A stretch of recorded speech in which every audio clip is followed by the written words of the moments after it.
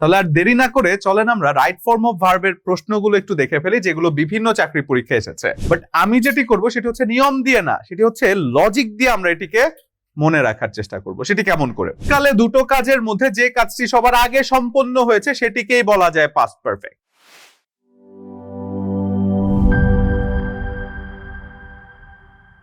আসসালামু আলাইকুম, সবাইকে স্বাগত জানাচ্ছি বিদ্যাবাড়ি অনলাইন ক্লাসরুম থেকে। সাথে আছে আমি Mohammad Zahidul Islam Sajal, senior lecture English department, Bidyabari.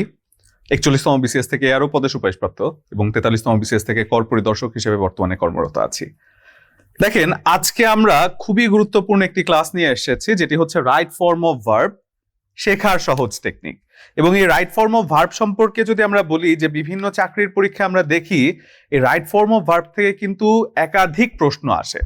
যদি আমরা বলি বিসিএস, যদি আমরা বলি প্রাইমারি, যদি আমরা বলি এনটিআরসিএ, যদি আমরা বলি 11 থেকে 20তম গ্রেড, এমনকি নবম দশম গ্রেডের বিভিন্ন চাকরি পরীক্ষাও রাইট ফর্ম অফ ভার্ব থেকে প্রশ্ন এসে থাকে। এমনকি ব্যাংকের চাকরি পরীক্ষাও কিন্তু রাইট ফর্ম অফ ভার্ব থেকে প্রশ্ন আসতে দেখা যায়।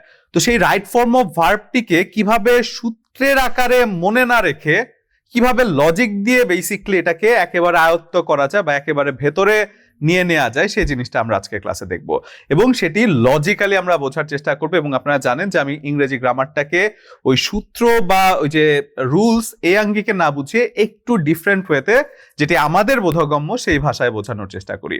তাহলে আর দেরি না করে চলেন আমরা রাইট ফর্ম অফ ভার্বের প্রশ্নগুলো একটু দেখে ফেলি, যেগুলো বিভিন্ন চাকরি পরীক্ষায় এসেছে।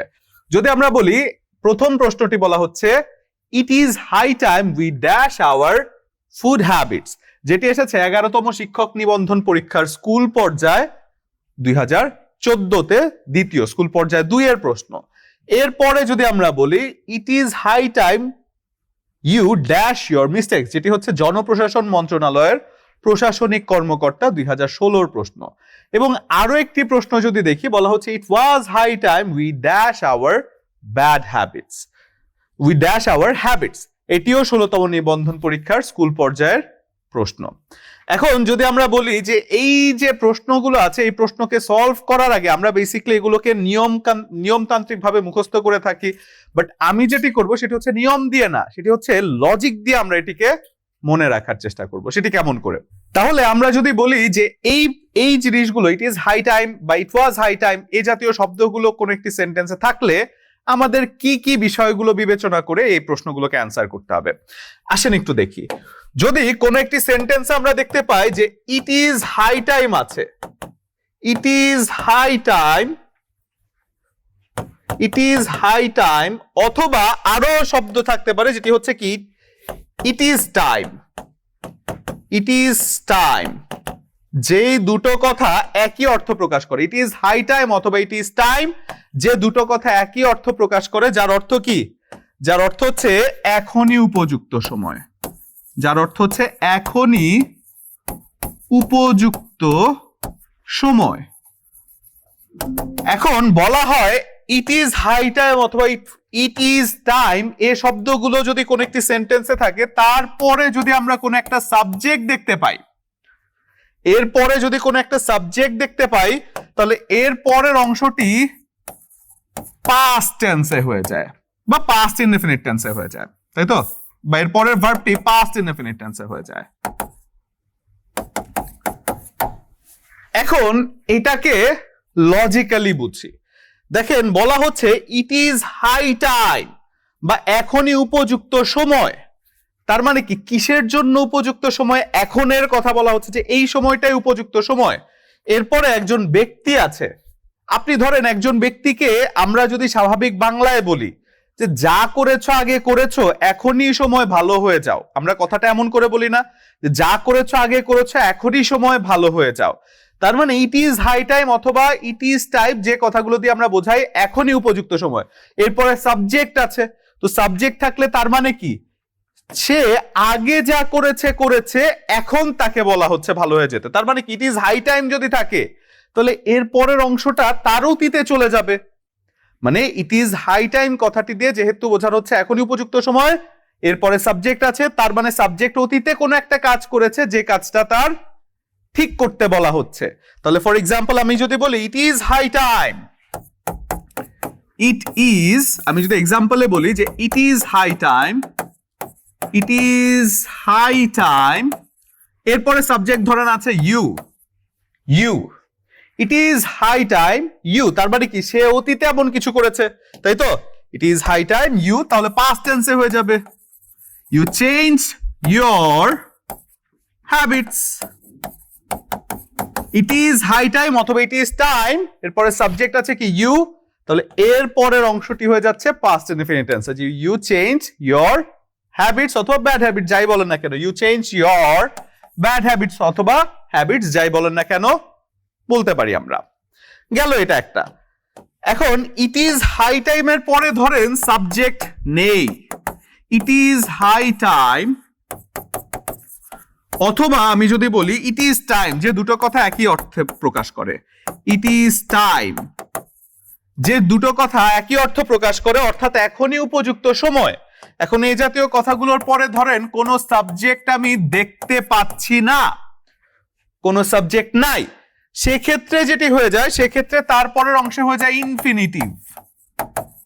ইনফিনিটিভ, ইনফিনিটিভটা আমরা কি জানি যে টু প্লাস ভার্বের বেস ফর্ম, তাই তো? আমরা ইনফিনিটিভ সম্পর্কে জানি যে টু প্লাস ভার্বের বেস ফর্ম। এখন ইট ইজ হাই টাইমের পরে যদি সাবজেক্ট না থাকে তাহলে ইনফিনিটিভ বা টু প্লাস ভার্বের বেস ফর্ম যে হয় সেটি কেন, বা সেটি আমরা কিভাবে লজিক্যালি মনে রাখতে পারি? মনে করেন আপনি কোনো একটা মানুষকে বলছেন, বা কোনো মানুষ এখানে নাই, আপনি ধরেন বলছেন এখনই উপযুক্ত সময়। এখন কাকে বলছেন? সে মানুষটি নাই।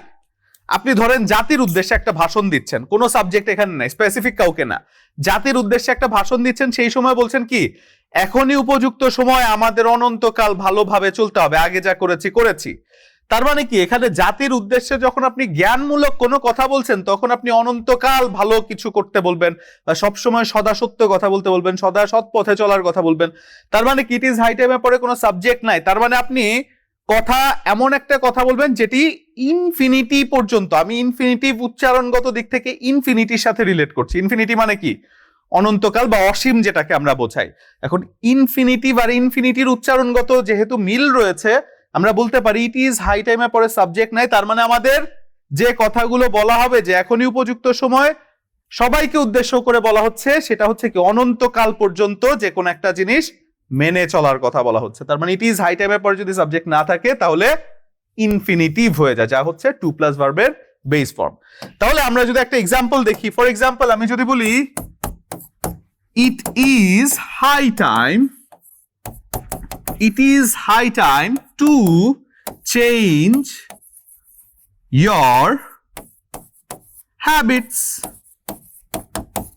It is high time to change your habits. দেখেন it is high time এর পরে কোনো সাবজেক্ট কিন্তু আমি দেখতে পাচ্ছি না, তার মানে কি অনন্তকাল একটা কথা মেনে চলার কথা বলা হচ্ছে। এবং টু প্লাস ভার্বের বেস ফর্ম আমরা যখন বলছি সেটা কি টু প্লাস ভার্বের বেস ফর্ম। ভার্বের বেস ফর্ম হচ্ছে সেই ফর্মটি যেই ফর্মের কোনো পরিবর্তন হয় না, অর্থাৎ ভার্বের যে একেবারে জন্মগত রূপ যার কোনো পরিবর্তন হয়নি, এই যে চেঞ্জ এর কোনো পরিবর্তন হয়নি, তাহলে টু প্লাস ভার্বের বেস ফর্ম থাকলে সেটা হয়ে যাচ্ছে ইনফিনিটিভ। এই গেল আরো একটা নিয়ম। এখন দেখেন আমরা যদি একটু প্রশ্ন সলভ করতে চেষ্টা করি তাহলে সেটা কেমন হয়ে যায়।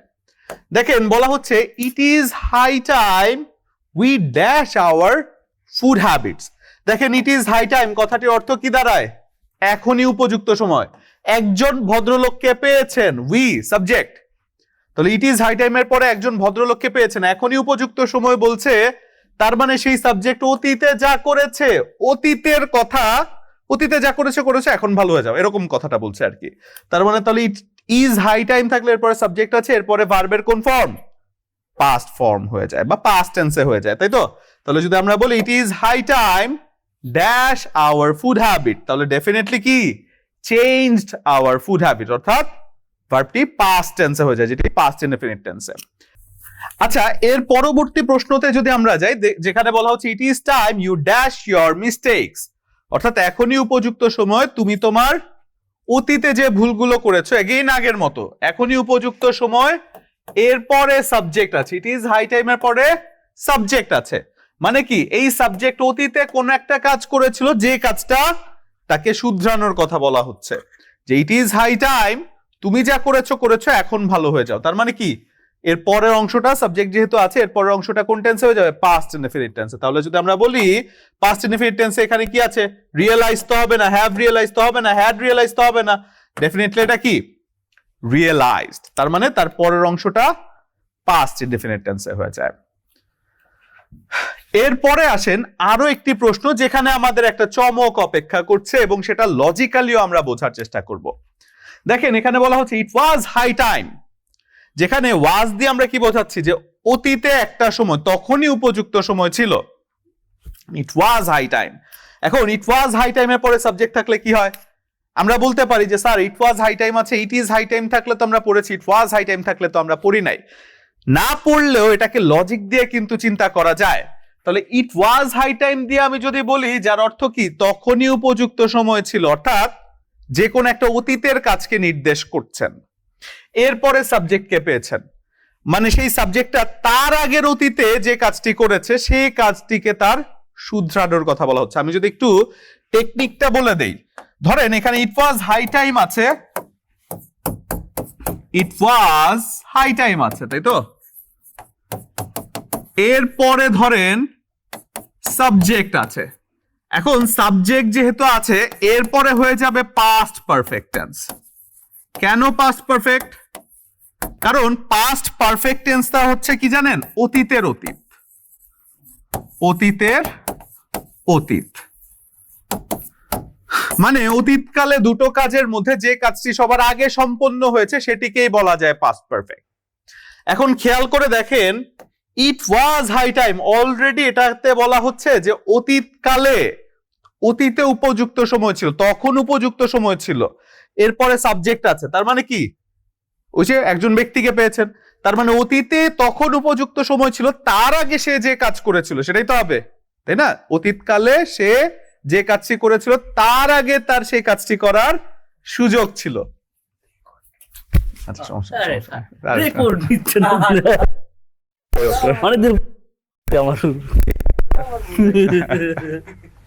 কি খবর, কেমন চলতেছে? আপনার 7টায় মনে হয় ইয়ে, 7টায় আপনার ইয়ে না? হ্যাঁ তাড়াতাড়ি শেষ করি। তো যেটা বলা হচ্ছে যে ইট ওয়াজ হাই টাইম মানে তখনই উপযুক্ত সময় ছিল, অর্থাৎ অতীতকালে। এরপরে ব্যক্তি বা সাবজেক্টকে আপনি যেহেতু পেয়েছেন, তো সেই সাবজেক্ট থাকার কারণে আপনি বুঝতে পারেন যে সেই সাবজেক্টটি তার আগে এমন একটা কাজ করেছে যে কাজটি আসলে ঠিক হয়নি, সেই কাজটিকেই ঠিক করার কথা বলা হচ্ছে। তাহলে এটা যদি পাস্ট ইনডেফিনিট টেন্স হয় তাহলে অতীতের অতীত কোন টেন্স হয়ে যায়? তাহলে এরপরে সাবজেক্ট আছে, সে তার অতীতের কথা বলছে, তার অতীতে সে যে কাজ করেছে, তাহলে এরপরের অংশ ডেফিনেটলি কোন টেন্স? পাস্ট পারফেক্ট, যা হচ্ছে অতীতের অতীত। তাহলে ইট ওয়াজ হাই টাইম থাকলে এরপরে সাবজেক্ট থাকলে এরপরে পাস্ট পারফেক্ট টেন্স হয়ে যায়, যেটি কিনা সেই অতীতের আগে সে যে কাজটি করেছে সেই কাজটি ঠিক করার কথা বলা হচ্ছে। তার মানে ইট ইজ হাই টাইম থাকলে এরপরে সাবজেক্ট থাকলে, যেহেতু বর্তমান সময়, তার মানে তুমি নিকট অতীতে যেটা করেছো সেটা পাস্ট ইনডেফিনিট টেন্স। কিন্তু যদি বলা হয় যে অতীতে যে কাজটি করেছিল, অর্থাৎ ইট ওয়াজ হাই টাইম, তখন সেটা তার পরের অংশ পাস্ট পারফেক্টে হয়েছে। তাহলে এবার যদি আমরা প্রশ্নটি দেখি, বলা হচ্ছে it was high time we dash our habits. তার মানে কি ওয়াজ যেহেতু এটা কি অতীতে আছে, তারপরে সাবজেক্ট আছে, তার মানে কি সে তার অতীতে যে কাজটি করেছে সেই কাজটি আসলে ঠিক ছিল না, বা সেই কাজটিকে পরিবর্তন করতে বলা হয়েছে। তার মানে কি এখানে কি চেঞ্জ হবে না? চেঞ্জ হবে না।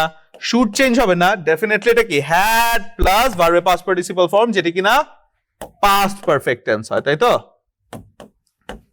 Past perfect.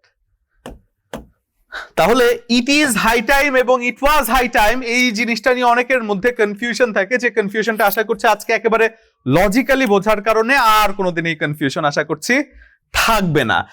এবং এমন ক্লাসগুলোই যদি আপনি আমাদের সাথে জুমে করতে চান, যেখানে অনেক কনফিউশন ক্লিয়ার হবে এবং যেখানে অনেক টেকনিক দিয়ে অনেক সাবলীল ভাবে প্রতিটা সাবজেক্টই খুব সুন্দর করে বোঝানো হবে, সেইভাবে যদি আপনারা ক্লাসটি করতে চান, সেক্ষেত্রে আপনাদেরকে একটা তথ্য দিয়ে আমরা আসলে সহায়তা করছি। সেটা হচ্ছে কি বিদ্যাবাড়ি চলমান যত কোর্স আছে সবগুলো কোর্সে কিন্তু বিশেষ ছাড়ে ভর্তির সুযোগ রয়েছে বর্তমানে।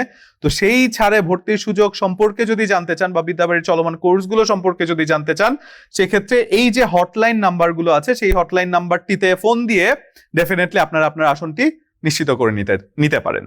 তাহলে এই কোর্সগুলো সম্পর্কে যদি জানতে চান তাহলে এই হটলাইন নাম্বারে ফোন দিয়ে নিশ্চয়ই আপনার বিদ্যাবাড়ির সাথে যোগাযোগ করতে পারেন। তাহলে আজকে এখানেই বিদায় নিচ্ছি। ইনশাআল্লাহ আপনাদের সাথে জুম ক্লাসে দেখা হয়ে যাচ্ছে। See you in the class. ধন্যবাদ সবাইকে। আসসালামু আলাইকুম।